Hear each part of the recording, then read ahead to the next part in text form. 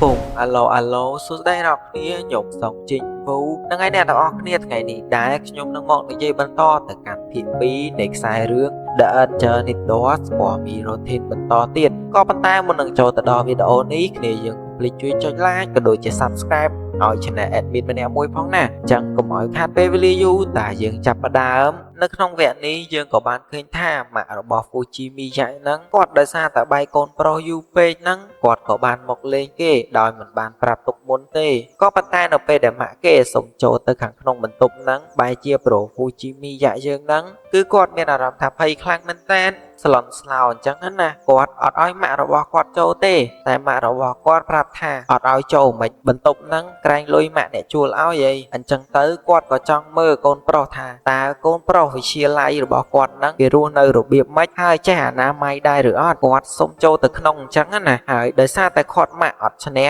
ទើបគេក៏ឲ្យម៉ាក់គេចូលទៅក្នុងតែម្ដងនៅពេលដែលចូលមកដល់ខាងក្នុងភ្លាមម៉ាក់របស់គេឃើញថាបន្ទប់នេះគឺស្អាតខ្លាំងមែនតើមិនតែប៉ុណ្ណោះថែមទាំងបានឃើញថាផ្ទះបាយហ្នឹងគឺមានចានរហូតទៅដល់2ទៀតដោយសារតែសង្ស័យទៅលើអញ្ចឹងណាគាត់ក៏បានសួរថាតើរស់នៅជាមួយអ្នកណាមែន Fujimiya ក៏បានប្រាប់ម៉ាក់គេថាអត់ទេគេនៅតែម្នាក់ឯងហ្នឹងហើយចានបាយ2ហ្នឹងដោយសារតែមិត្តភ័ក្តិមកលេងអញ្ចឹងទៅបានមានចានបាយ2បែបហ្នឹងអញ្ចឹងតែម៉ាក់របស់គេហ្នឹងគាត់អត់ទាន់បាត់ឆ្ងល់ទេអ្នកទាំងអស់គ្នាគាត់ក៏បំរុងហ្នឹងមើលនៅក្នុងបន្ទប់របស់គេទៀតប៉ុន្តែ Fujimiya គឺគេព្យាយាមលាក់បាំងអត់ឲ្យម៉ាក់គេចូលទៅក្នុងបន្ទប់តែម្ដងដោយគេបានប្រាប់ថានេះជារឿងរបស់មនុស្សពេញវ័យអញ្ចឹងណាម៉ាក់មិនបាច់ចង់ដឹងក៏បានដែរតែតាមពិតទៅហ្នឹងគឺដោយសារតែប្រូ Fujimiya របស់យើងហ្នឹងគាត់ឲ្យអាចារ្យ Mahiru ចូលទៅក្នុងបន្ទប់របស់គាត់សិនដោយសារតែពេលហ្នឹងពួកគេកំពុងតែញ៉ាំបាយជាមួយគ្នាអញ្ចឹងទៅនៅពេលដែលញ៉ាំសុកស្រាប់តែម៉ាក់របស់គេមកគោះទ្វារដោយមិនដឹងធ្វើយ៉ាងម៉េចគាត់ក៏បានហុចទៅកូនសោរបស់គាត់ឲ្យទៅអាចារ្យ Mahiru បន្ទាប់មកទៀត Fujimiya គាត់ក៏បានប្រាប់ទៅកាន់អាចារ្យ Mahiru ហើយប្រាប់នាងថាចូលទៅសង្ងំក្នុងបន្ទប់របស់គេសិនទៅដើម្បីលាក់ខ្លួនពីម៉ាក់របស់គេក៏ដូចជាពេលដែលគេនាំម៉ាក់របស់គេទៅខាងក្រៅហ្នឹងចាំឲ្យអាចារ្យ Mahiru ហ្នឹងរត់ចេញទៅក្រៅក៏បានដែរកុំឲ្យម៉ាក់គេសង្ស័យអញ្ចឹងណាក៏ដូចជាកុំឲ្យគាត់យល់ច្រឡំថាពួកគាត់ទាំងពីរជាគូស្នេហ៍អញ្ចឹងដែលហេតុនេះហើយបានជាយើងឃើញថា Fujimiya គាត់ពិតជាខំបិទបាំងបន្ទប់ហ្នឹងខ្លាំងមែនតើតែម៉ាក់របស់ Fujimiya ហ្នឹងគឺគាត់អត់ខ្វល់ទេអ្នកទាំងអស់គ្នាគាត់ធ្វើមិនក៏ដោយបើសិនជាអត់មានរឿងអីលាក់បាំងគាត់ទេឲ្យគាត់ចូលទៅមើលក្នុងបន្ទប់ហ្នឹងមកគាត់ចង់ដឹងថាកូនប្រុសរបស់គាត់រស់នៅរបៀបម៉េចអីរបៀបម៉េចអញ្ចឹងណាដោយសារតែឥឡូវនេះឃើញសម្បល់របស់គេហ្នឹងគឺក៏ស្អាតជាងមុនដែរក៏ដូចជាមើលទៅកាន់រូបរាងកាយរបស់គេក៏ដូចជាមានប្រូតេអ៊ីនជាងមុនប្រហែលជាបានញ៉ាំគ្រប់គ្រាន់ហើយតាមមើលទៅគាត់សង្ស័យថាគេនៅជាមួយនរណាម្នាក់មិនខាននោះទេទើបនៅពេលដែលគាត់បើកទ្វារចូលទៅក្នុងបន្ទប់ទៅយើងក៏បានឃើញជាមួយនឹងអាចារ្យ Mahiru គឺនាងបានគេងលក់បាត់ទៅហើយហ្នឹងហើយម៉ាក់របស់គេឃើញអញ្ចឹងភ្លាមគឺគាត់សប្បាយចិត្តខ្លាំងមែនតើនៅពេលដែលឃើញកូនប្រុសរបស់គាត់មានសង្សារអីអញ្ចឹងណាហើយមិនតែប៉ុណ្ណោះគាត់ក៏បានឃើញជាមួយនឹងសម្រស់របស់អាចារ្យ Mahiru ហ្នឹងគឺស្អាតទៀតគឺគាត់ពិតជាចូលចិត្តនាងមែនតើហើយគាត់ក៏បានសរសើរកូនប្រុសថាហ៊ីរកសង្សារបានស្អាតដល់ហើយត្រូវចិត្តម៉ាក់ហ្មងណាហើយគាត់ក៏បាននិយាយសរសើរពីនាងអីអញ្ចឹងទៅហើយ Fujimiya នោះគឺគាត់ឃើញអញ្ចឹងភ្លាមក៏ព្យាយាមប្រកែកអីអញ្ចឹងណាថាមិនមែនជាសង្សារទេគ្រាន់តែជាមិត្តភក្តិប៉ុណ្ណោះតែម៉ាក់របស់គាត់អត់ជឿទេអ្នកទាំងអស់គ្នាវាមិនដែលមិត្តភក្តិឯណាមកញ៉ាំបាយនៅក្នុងបន្ទប់តែពីរនាក់គ្នាអញ្ចឹងគាត់ក៏បានបញ្យល់ទៅកាន់កូនប្រុសគាត់ថាបើសិនជាមិត្តភក្តិមែនមិនមែនមកញ៉ាំបាយក្នុងបន្ទប់បែបនេះទេព្រោះថាមនុស្សស្រីភ័យខ្លាចមែនតើតតែនាងនៅជាមួយមនុស្សប្រុសម្នាក់ដែលនាងទុកចិត្តក៏ដូចជាមានអារម្មណ៍ថាស្រឡាញ់ទើបនាងព្រមមកញ៉ាំបាយនៅក្នុងបន្ទប់របស់មនុស្សប្រុសម្នាក់ហ្នឹងដែលហេតុនេះហើយគឺគាត់អត់ជឿទេថាម្នាក់ហ្នឹងគឺជាមិត្តភក្តិរបស់ Fujimiya ដែលពេលនេះគឺថាម៉ាក់របស់គេហ្នឹងគឺចាប់លែងជាប់តែម្ដងអ្នកទាំងអស់គ្នាយល់ច្រឡំមួយទំហឹងហ្មងណាអំឡុងពេលដែលកំពុងតែនិយាយជាមួយ Fujimiya ហ្នឹងអាចារ្យ Mahiru ក៏បានងើបឡើងផងដែរនៅពេលដែលឃើញអាចារ្យ Mahiru ភ្លាមគាត់ក៏បានចូលទៅសំណេះសំណាលជាមួយកូនប្រសាររបស់គាត់ក៏បានសួរថាឈ្មោះអីអញ្ចឹងណាក៏ដូចជាគាត់ពេញចិត្តនាងខ្លាំងមែនតើគាត់បានស្រឡាញ់ទៅលើនាងដោយសារតែនាងមើលទៅខ្ជូតអញ្ចឹងណាមិនតែប៉ុណ្ណោះចេះមើលថែកូនប្រុសគាត់ទៀតហើយពេលហ្នឹងទោះបីជា Mahiru ព្យាយាមបញ្យល់ មិនក៏ដោយក៏គាត់អត់ស្ដាប់ដែរដោយហ្វូជីមីយ៉ារបស់យើងហ្នឹងក៏បានប្រាប់ទៅកាន់អាចារ្យម៉ាហេរុថាបានហើយចុះចាញ់ចុះព្រោះថាម៉ាក់របស់គេហ្នឹងឲ្យតែយល់ច្រឡំអីចាប់លែងឈ្នះតែម្ដងទៅពេលនោះហ្វូជីមីយ៉ាក៏បានហៅម៉ាក់ឲ្យទៅអង្គុយទល់មុខគ្នាអីអញ្ចឹងណាដើម្បីនិយាយឲ្យដឹងសាច់រឿងដែលគាត់ក៏បានប្រាប់ថាតាមពិតទៅម៉ាហេរុហ្នឹងគ្រាន់តែមកធ្វើម្ហូបក៏ដូចជាចែករំលែកអាហារពេលល្ងាចជាមួយហ្វូជីមីយ៉ាតែប៉ុណ្ណោះទោះបីជាអញ្ចឹងក៏ដោយក៏ម៉ាក់របស់ហ្វូជីមីយ៉ាយើងហ្នឹងគាត់ប្រាប់ពួកកូនថាមិនអីទេបន្តិចទៀតទៅមើលចិត្តគ្នាមួយសន្ទុះសិនទៅស្រឡាញ់គ្នាហើយមិនបាច់ចាំទៅបង្ខំពេកទេតាមសម្រួលណាម៉ាក់ក៏យល់ចិត្តកូនដែរនិយាយទៅចាប់លែងឈ្នះហើយគ្នាយើងអើយ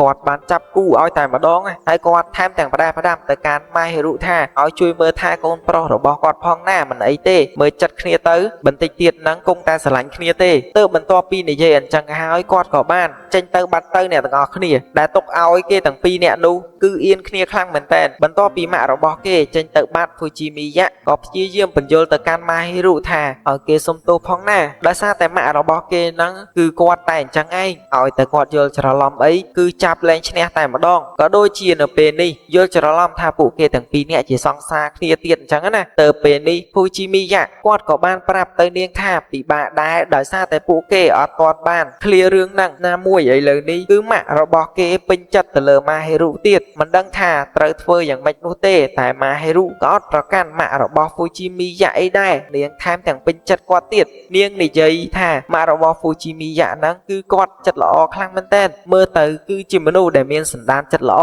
តែហ្វូជីមីយ៉ារបស់យើងហ្នឹងប្រកែកដាច់អហិង្ការតែម្ដងថាគាត់ហ្នឹងគឺមិនមែនចិត្តល្អទេថាគាត់ហ្នឹងគឺអាណយខ្លាំងមែនតើមិនមែនចិត្តល្អទេតែមិនត្រូវចិត្តហ្នឹងជេរផ្អើផ្ទះហើយទៅពេលនោះដែរម៉ាហេរុក៏បានយកកូនសោដែលហ្វូជីមីយ៉ាឲ្យនាងមុនហ្នឹងយកមកសងគេវិញតែហ្វូជីមីយ៉ាក៏បានប្រាប់ថាឲ្យនាងទុកពេលដែលនាងមកមុនអញ្ចឹងនាងចាក់ចូលមុនទៅក៏ដូចជាធ្វើម្ហូបមុនក៏បានដែរព្រោះថាពួកគេទាំងពីរនាក់តែងតែញ៉ាំអាហារល្ងាចជាមួយគ្នារាល់ថ្ងៃអញ្ចឹងឲ្យនាងទុកទៅតែម៉ាហេរុនាងអត់ចង់យកកូនសោនឹងទេតែពេលហ្នឹងហ្វូជីមីយ៉ាគាត់ក៏បានប្រាប់ថាទុកទៅដោយសារតែឥឡូវនេះគឺគេទុកចិត្តនាងជឿជាក់ទៅលើនាងតែម្ដងអញ្ចឹងទៅដែលធ្វើឲ្យម៉ាហេរុលឺអញ្ចឹងហើយនាងក៏មានអារម្មណ៍ថារៀងអៀនដែរអ្នកទាំងអស់គ្នាដែលនេះហើយនាងក៏បានតបទៅគេវិញថាមិនអីទេនាងទុកក៏បានដែរប៉ុន្តែប្រសិនបើជាបន្ទប់ហ្នឹងវាហាក់បីដូចជាខុសប្លែកពីរាល់ដងឲ្យនាងសុំទោសផងណាដោយខុសប្លែកហ្នឹងគឺអត់មានខុសប្លែកអីទេអ្នកទាំងអស់គ្នាដោយសារតែនាងជួយរៀបចំឲ្យអីអញ្ចឹងណាដែលធ្វើឲ្យហ្វូជីមីយ៉ាហ្នឹងក៏អរគុណនាងខ្លាំងមែនទែនក៏ដូចជានិយាយសរសើរនាងទៀតដែលធ្វើឲ្យម៉ាហេរុរបស់យើងហ្នឹងគឺក្រហមមុខរៀងខ្លួនតែម្ដងគ្នាយើងបន្ទាប់ពីនឹងម៉ោងស្អែកឡើងក៏ដល់ថ្ងៃដែលពួកគេទៅសាលារៀនអីអញ្ចឹងណាតែចែកដល់នៃថ្ងៃហ្នឹងគឺឃើញថាគេបិទជាមួយនឹងបន្ទុកប្រចាំខែថាអ្នកណាធ្វើបានល្អច្រើនអីអញ្ចឹងទៅហើយក៏ដូចជារាល់ដងអញ្ចឹងគឺថាអ្នកដែលជាប់ចំណាត់ថ្នាក់លេខ1ហ្នឹងគឺអាចារ្យម៉ាហេរុរបស់យើងនឹងឯងឃើញថានាងទទួលបានលេខ1អីអញ្ចឹងភ្លាមនៅពេលដែលត្រឡប់មកផ្ទះវិញហ្នឹងហ្វូជីមីយ៉ាគាត់ក៏បានទិញជាមួយនឹងនំខេតយកមកអបអរសាទរនាងផងដែរតែម៉ាហេរុក៏បានប្រាប់ថាមិនបាច់នំខេតក៏បានដែរព្រោះថាជាទូទៅនាងតែងតែបានលេខ1ហ្នឹងមានដែរឃើញអ្នកណាមកជូនកាដូឲ្យនាងផងហ្នឹងតែហ្វូជីមីយ៉ាក៏បានប្រាប់ថាអត់អីទេចំពោះគាត់គឺមានកាដូឲ្យនាងកាដូនេះលើកទឹកចិត្តសម្រាប់ការខំប្រឹងប្រែងកន្លងមកក៏ដូចជាមិនមែននៅសុកបានលេខ1ណាតតែយើងខំប្រឹងមែនអត់អញ្ចឹងទៅដោយសារតែការខំប្រឹងនឹងហើយគាត់ចង់ឲ្យនាងនៅកាដូលើកទឹកចិត្តក៏ដូចជាលើកទឹកចិត្តចំពោះការខំប្រឹងប្រែងអញ្ចឹងណាទៅពេលនឹងដែរអាចារ្យម៉ាហេរុគាត់ក៏បានយកនំខេតនឹងមកអង្គុយញ៉ាំហើយនាងសប្បាយចិត្តខ្លាំងមែនទែនដោយសារតែនេះគឺអត់ដែលមានអ្នកណាធ្វើដាក់នាងពីមុននោះទេប៉ុន្តែហ្វូជីមីយ៉ាគឺធ្វើដាក់នាងអញ្ចឹងហើយធ្វើឲ្យនាងរំភើបខ្លាំងមែនទែនទើបញ៉ាំបណ្ដាសប្បាយចិត្តបណ្ដាមិនតែប៉ុណ្ណោះនាងថែមទាំងយកនំខេតនឹងទៅបញ្ចុកហ្វូជីមីយ៉ាទៀតដែលធ្វើឲ្យអាប៉ែហ្នឹងគឺអៀនខ្លាំងមែនទែនគ្នាយើងនិយាយទៅអៀនឡើងមុខក្រហមហ្មងណានៅពេលដែលឃើញនាងយកនំទៅបញ្ចុកអីអញ្ចឹងភ្លាមលក្ខណៈថាអត់គិតអីលើគេទេតែយកនំទៅបញ្ចុកគេដោយមូលហេតុនេះហើយហ្វូជីមីយ៉ាគាត់ក៏បានយកនំខេតហ្នឹងទៅបញ្ចុកម៉ាហេរុវិញដែលធ្វើឲ្យម៉ាហេរុហ្នឹងគឺនាងអៀនខ្លាំងមែនតើអ្នកទាំងអស់គ្នានិយាយទៅគឺអៀនខ្លាំងមែនតើហ្មងណាហើយហ្វូជីមីយ៉ាហ្នឹងគាត់ក៏បាននិយាយក្នុងចិត្តថា គាត់ធ្វើនេះដើម្បីឲ្យនាងស្គាល់ជាមួយនឹងរសជាតិដែលអត់មានបំណងអីនោះទេប៉ុន្តែយកទៅបញ្ចុកគេបែបនេះអត់ដឹងគេអៀនទេអញ្ចឹងទៅគាត់ធ្វើឲ្យគេអៀនវិញឲ្យដឹងខ្លួនខ្លះនិយាយទៅខ្ជូតខ្លាំងមែនតើហ្មងអាគ្នាយើងបន្ទាប់ពីនឹងមកស្អែកឡើងក៏បានចូលមកដល់ពេលដែល Fujimiya គាត់កំពុងតែដើរ shopping ទិញម្ហូបទិញបន្លែបង្ការយកទៅស្លញ៉ាំអីអញ្ចឹងណាដែលគាត់គិតក្នុងចិត្តថាគាត់មិនអាចពឹងពាក់លើ Mahiru រហូតទេគាត់ត្រូវរៀនស្លដោយខ្លួនឯងខ្លះពេលដែលត្រឡប់មកផ្ទះវិញនឹងក៏បានឃើញ Mahiru នឹងកំពុងតែចាំគេផងដែរទៅពេលហ្នឹងគេក៏បានឲ្យ Mahiru ជួយបង្រៀនគេស្លជាដើមទៅពេលដែលគេស្លហើយហ្នឹងក៏យកឲ្យ Mahiru ភ្លក់នៅពេលដែលនាងភ្លក់ទៅគឺថាសម្លរបស់គាត់ហ្នឹងគឺគ្មានជាតិជ័រទេ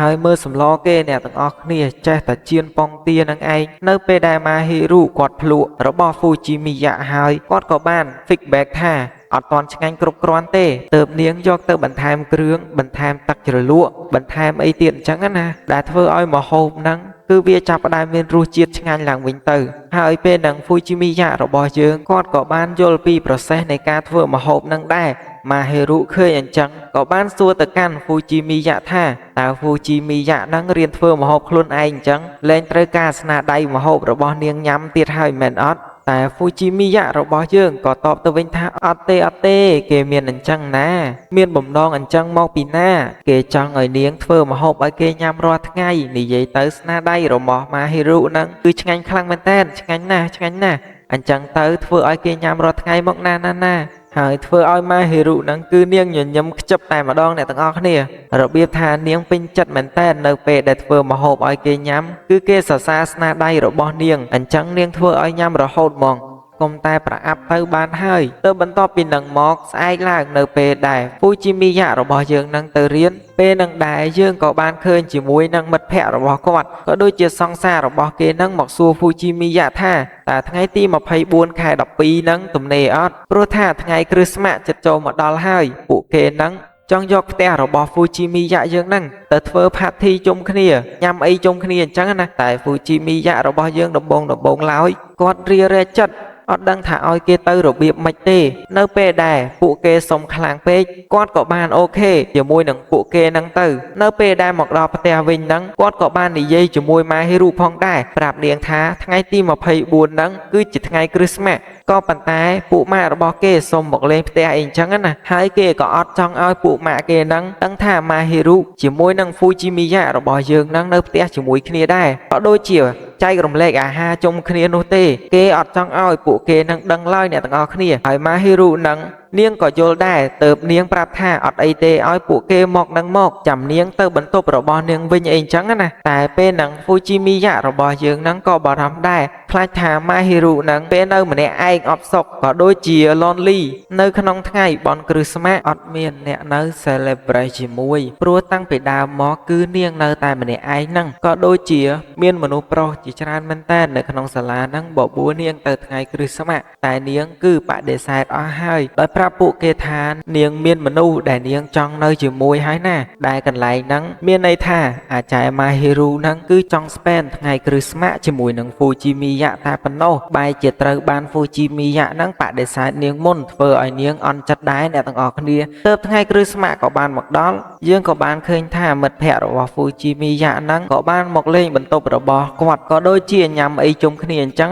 ណាហើយក្នុងកំឡុងពេលដែលញ៉ាំអីជុំគ្នាហ្នឹងព្រិលធ្លាក់ទៀតដែលធ្វើឲ្យពួកគេមានអារម្មណ៍ថាពួកគាត់ទទួលបាននៅគ្រីស្មាសពិតព្រោះថាមានព្រិលមានអីធ្លាក់អញ្ចឹងណាគឺលយខ្លាំងមែនតើហើយពេលហ្នឹងដែរសង្សាររបស់មិត្តភ័ក្តិគាត់ហ្នឹងក៏បានរត់ចេញទៅលេងនៅពីដានខាងក្រៅអ្នកទាំងអស់គ្នាស្រាប់តែពេលដែលនាងចេញទៅហ្នឹងក៏បានឃើញជាមួយនឹងអាចារ្យ Mahiru គឺនាងឈរមើលព្រិលម្នាក់ឯងទៅពេលហ្នឹងគាត់ក៏បានហៅ Mahiru មកអង្គុយនៅក្នុងផ្ទះ Fujimiya តែម្ដងក៏ដូចជាពួកគេបានសង្ស័យទៅលើពីរអ្នកហ្នឹងអីអញ្ចឹងណាថាមានទំនាក់ទំនងជាមួយគ្នាហើយនៅផ្ទះជាមួយគ្នាអត់ប្រាប់ពូម៉ាក់ទៀតទៅពេលហ្នឹងពួកគេក៏បានចាប់ធ្វើជំរឿនតែម្ដងអ្នកទាំងអស់គ្នាអូខេហ្នឹងហើយអ្នកគ្នាសាច់រឿងហ្នឹងក៏មានតែប៉ុណ្្នឹងដែរអញ្ចឹងពីខ្ញុំបាទជីងវូក៏សូមអរគុណនិងសូមគោរពលាជួបគ្នានៅវីដេអូក្រោយបាយ